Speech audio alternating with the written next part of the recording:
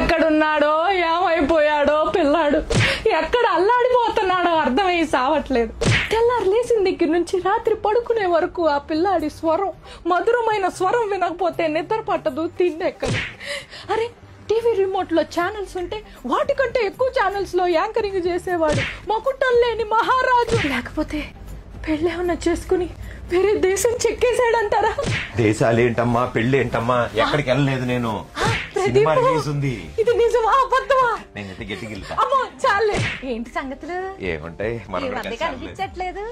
అంటే సినిమా ఒకటి రిలీజ్ అవుతుంది. ఏ సినిమా? అక్కడ అమ్మాయి ఇక్కడ అబ్బాయి. ఎంత బడ్జెట్? ఊరిని అన్నాలే అబ్బాయి. సినిమాకి సరిపడేంత పెట్టారు. నీకెంత ఇచ్చారేంటి? ఊరిని అన్నాలే అబ్బాయి. మరి మీ హీరోయిన్ ఏమిట్లా? పాపం వాళ్ళు అడుగుతారు ఎవరన్నా. ఊరిని అన్నాలే అబ్బాయి. ఇంతకీ ఎప్పుడు రిలీజ్? ఏప్రిల్ 11.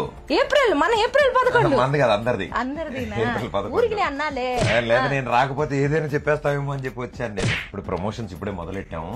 ఇంకా చూడు రోజు కనిపిస్తాను నేను, ఎక్కడికి వెళ్ళిపోలేదు. సరే గాని మరి పెళ్ళెప్పుడు? ఊరికినే అడిగాలే.